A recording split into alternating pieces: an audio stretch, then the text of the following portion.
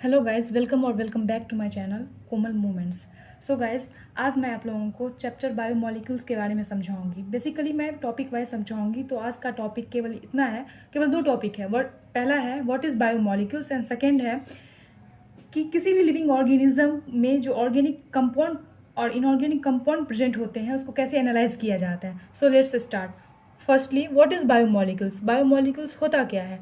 तो पहला है कार्बन कंटेनिंग कंपाउंड। कोई भी जो ऑर्गेनिक कंपाउंड है ना, ऑर्गेनिक कार्बन कंटेनिंग कंपाउंड्स है, उसको बायोमोलिक्यूल्स कहते हैं। लेकिन एनसीईआरटी में लाइन क्या दिया हुआ है? All the carbon compounds that we get from living tissues called biomolecules. बात सेम है, बट एनसीईआरटी घुमा फिरा के बात कहती है ना। तो हम बात समझ चुके हैं कि बायोमोलिक्यूल्स क्या होता है। नेक्स्ट है कि किसी भी लिविंग ऑर्गेनिज्म में ऑर्गेनिक कंपाउंड को कैसे एनालाइज किया जाए। तो सिंपली हम लोग करेंगे क्या, किसी भी लिविंग टिश्यू को लेंगे। लिविंग टिश्यू कोई भी हो सकता है, जैसे वेजिटेबल्स का पीस ले लिए या फिर कोई भी लीवर का पीस ले लिए, ठीक है। उस लिविंग टिश्यू को क्या करेंगे, ग्राइंड कर देंगे, है ना।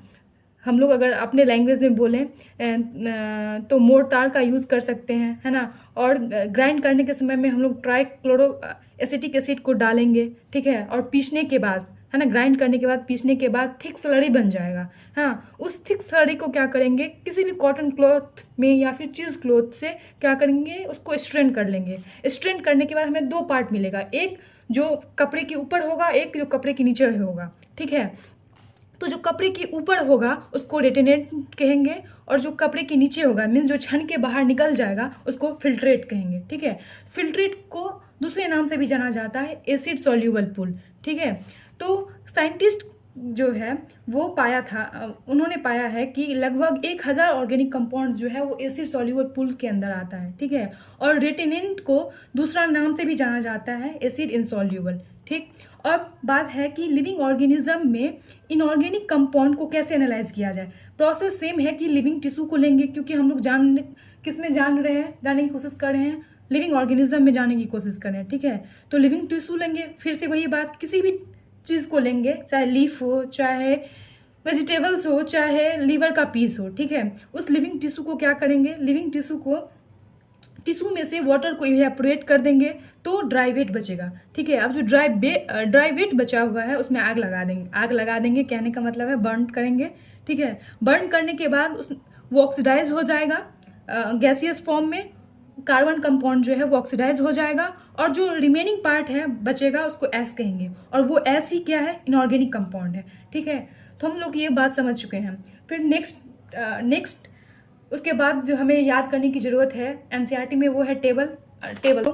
फर्स्ट टेबल जो है एनसीईआरटी में, उसको हमें लर्न करना ही पड़ेगा, इसका कुछ शॉर्टकट नहीं है, ठीक है। तो पहले टेबल में बेसिकली ये जानना है कि कोई भी जो एलिमेंट्स हैं, है ना, एलिमेंट्स जो हैं वो नॉन लिविंग में उसकी परसेंटेज क्या है और लिविंग में उसकी परसेंटेज क्या है। तो नॉन लिविंग में हम लोग अर्थ क्रस्ट लिए हैं, और लिविंग में हम लोग ह्यूमन बॉडी को लेंगे, ठीक है। अगर कार्बन की बात किया जाए तो अर्थ क्रस्ट में उसकी परसेंटेज 0.03 है, ह्यूमन बॉडी में 18.5 है। 18 पॉइंट बोलो या फिर 18 डेसिमल बोल सकते हो, 18.5 है, ठीक। हाइड्रोजन में 0.14 है और ह्यूमन बॉडी में 0.5% है। ऑक्सीजन का परसेंटेज 46.6% है और ह्यूमन बॉडी में 65.0 है।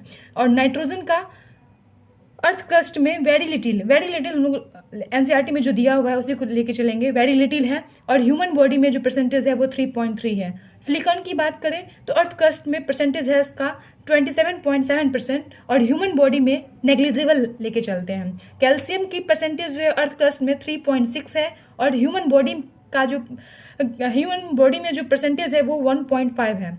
सोडियम की बात करें तो 2.8% है और ह्यूमन बॉडी में 0.2% है। मैग्नीशियम का अर्थ क्रस्ट में वो 2.1 है और ह्यूमन बॉडी में 0.1 है। सल्फर की बात करें तो अर्थ क्रस्ट में 0.03 है और ह्यूमन बॉडी में 0.3 है, ठीक है। इसको हमें याद करना ही होगा, लेकिन मैंने हंसने के लिए बस ये जो एलिमेंट्स है ना सीरीज में, हाँ, उसको ट्रिक की तरह याद किया था, है ना। तो मैं आप लोगों को बताऊंगी। ट्रिक है, कौन सी कार नई ली मासा की सास ने, ठीक है। कौन सी कार नई ली मासा की सास ने, कौन सी मीन्स CHON, कार्बन को हम लोग सी से जानते हैं, हाइड्रोजन को एच से, ऑक्सीजन को ओ से, नाइट्रोजन को एन से, सिलिकॉन को एस आई से, कैल्शियम को सी ए से, सोडियम को Na से, मैग्नीशियम को Mg से, सल्फर को S से। ठीक है, तो उसका शॉर्ट ट्रिक है कौन, जिसमें जिसमें रेड ट्रिक लिया है किया गया है उसी को हम लोग उसी से ट्रिक बना हुआ है। कौन, सी, कार, नई, ली, मासा ने, है ना। ठीक है, तो इसी तरीके से हमने याद किया था। फिर दूसरा टेबल है कि list of representative inorganic constituents of living tissue. Living tissue में जो इनऑर्गेनिक कंस्टिट्यूएंट्स है वो कौन कौन सा कंपोनेंट है, sodium, potassium, calcium, magnesium, water और भी कुछ कंपाउंड्स। सोडियम का फॉर्मूला Na+ से जानते हैं, पोटेशियम को K+ से जानते हैं, कैल्शियम को Ca++ मीन्स Ca+2 से, मैग्नीशियम को Mg++ मीन्स Mg+2 से, वाटर को H2O से जानते हैं, और भी कुछ कंपाउंड जैसे NaCl हो गया, CaCO3 हो गया, PO4 3- हो गया, SO4 2- हो गया। ये सारे टेबल्स को हमें लर्न करना ही है ना, क्योंकि किसी भी एलिमेंट्स से क्वेश्चन बना के पूछा जा सकता है। So guys that's all. अगर आप लोगों को ये पसंद आए तो ज़रूर सब्सक्राइब कीजिएगा, लाइक कीजिएगा एंड शेयर कीजिएगा।